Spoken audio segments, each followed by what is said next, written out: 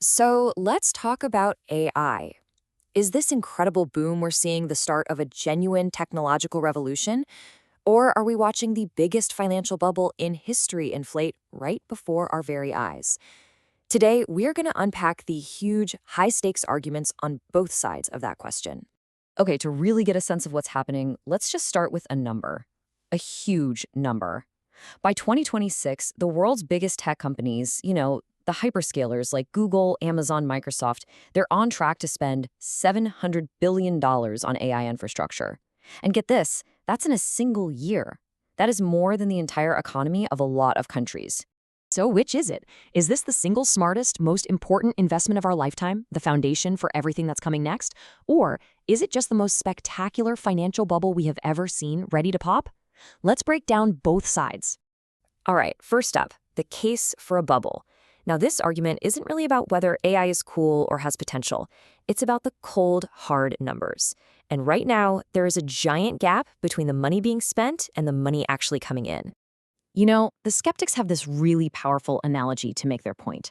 They say that all this spending on AI infrastructure, it's like building a massive 10-lane superhighway when there are only a handful of cars in the entire world.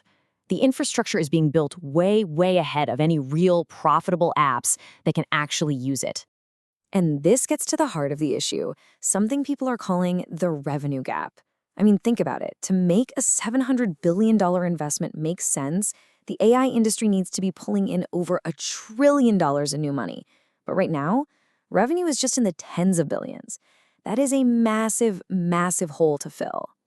But wait, it gets even weirder. Skeptics are now starting to ask if the revenue we are seeing is even real to begin with. And that's because they're pointing to this kind of worrying trend called circular financing. Okay, so here's how this works.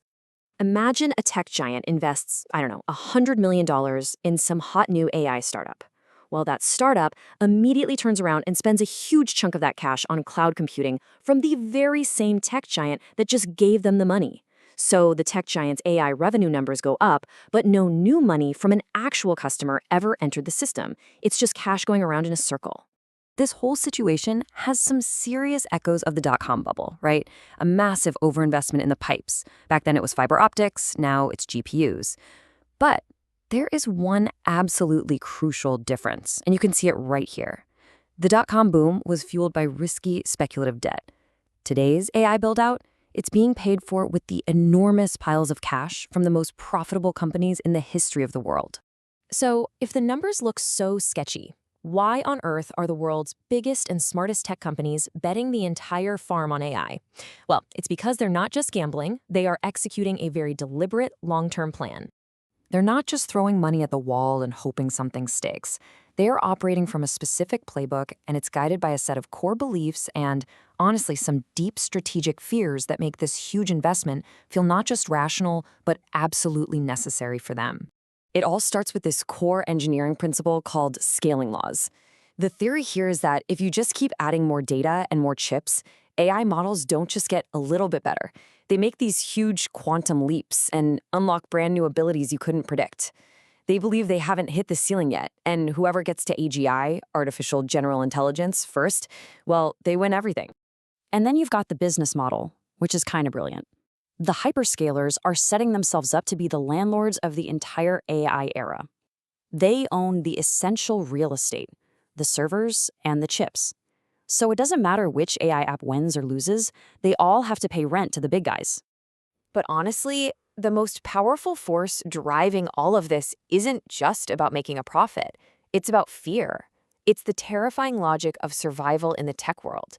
It's something called asymmetric risk. Think about it from their perspective. What's the risk if they spend, say, $100 billion building out all this AI stuff, and it turns out to be a total bust? Well, they lose $100 billion.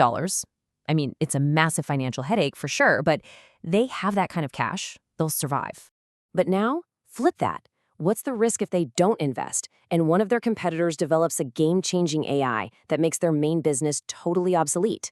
That's not a financial hit. That's an existential threat. It's extinction. So when you're facing a choice between a huge but survivable loss and going out of business, you spend the money. Every single time. And on top of all that, there is a deep financial strategy here. They see a future where AI can automate huge parts of their own companies. The goal is to replace unpredictable, always rising costs, like human salaries, with predictable, one-time costs, like buying a bunch of GPUs. It's a huge bet on radically expanding their profit margins, like forever. So what we have here are two completely different ways of seeing the world. The skeptics look at all this and see a classic financial bubble. But the hyperscalers, they see something else entirely. And this is the core of the whole debate. Where skeptics see a bubble built on hype, insane costs, and no real revenue, the hyperscalers see a global arms race for dominance. To them, that $700 billion isn't a cost. It's an investment to replace trillions in future labor. And they're not worried that today's apps aren't making money because they don't think they're building apps. They think they're building the new electricity, the fundamental power source for the entire next century. At the end of the day, they aren't making a bet on whether you're going to pay $20 a month for a chatbot. No, they are making a multi-trillion-dollar bet that the infrastructure they are building right now will become the literal operating system for the entire global economy by the year 2030. So how can you tell which side is winning this argument? Which worldview is right? Well, here are a few key things you can actually watch for in the coming months and years. Here are 3 big ones to track. First, keep an eye on NVIDIA's backlog. If the wait time for their chips suddenly gets shorter, it could mean that demand is starting to dry up. Second, watch enterprise churn. That's when big companies start canceling their AI software subscriptions. That is a huge red flag that they're not seeing a return on their investment. And finally, energy.